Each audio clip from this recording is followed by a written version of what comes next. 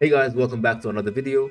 So after watching the massive Expedition 33 is an indie game or not online debate, I've noticed that a lot of people are arguing with full confidence, by the way, without knowing what being indie actually means. So after having a rough idea myself and doing a little bit more research, I decided to do this video to set the record straight.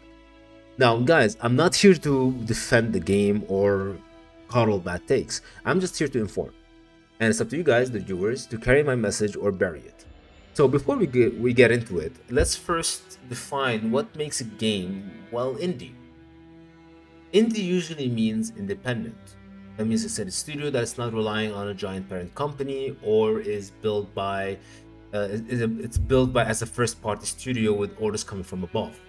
And in games, the real question isn't if a publisher touched it or not.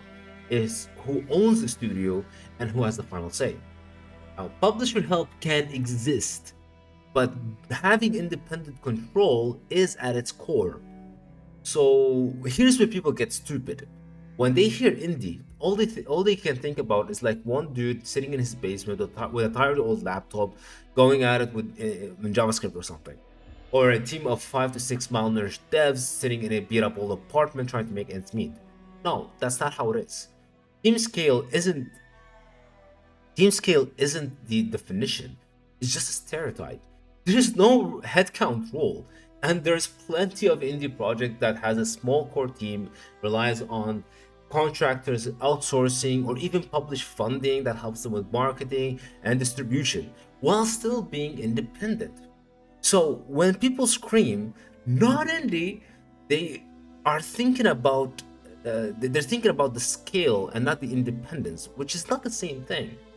All right, now that we've established here, all right, now in this video, I treat indie. When I say indie, I mean this an independent studio, and I treat publishly backed as a separate access from independent.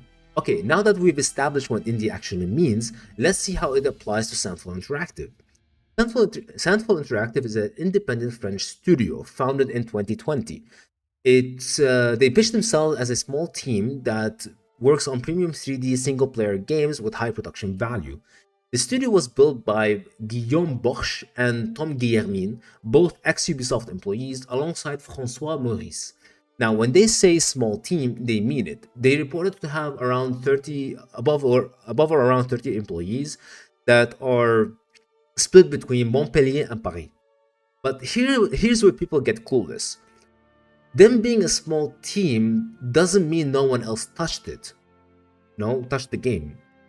They reportedly relied on freelancers and expert and external partners, which is perfectly normal in modern development.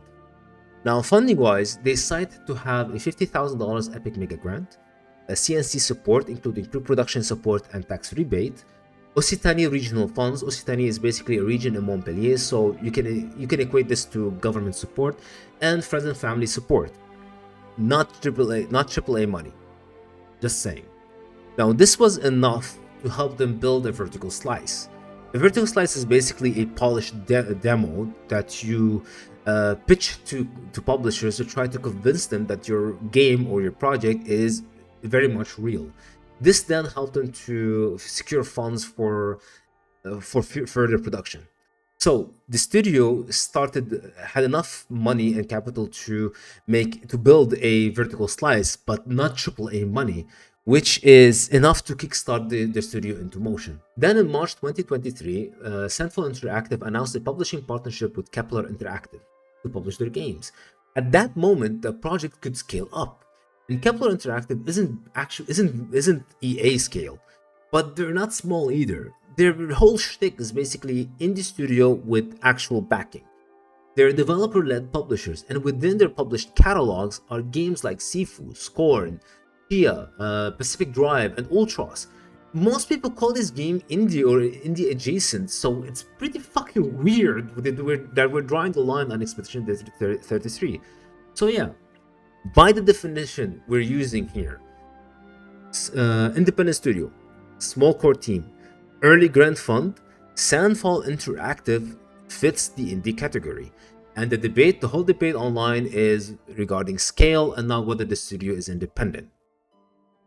So finally, after everything we laid out, Clair Obscure Expedition 33 qualifies as an indie game.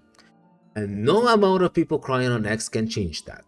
What it doesn't change is the work, it doesn't erase the talent, and it doesn't diminish what these developers actually pulled off.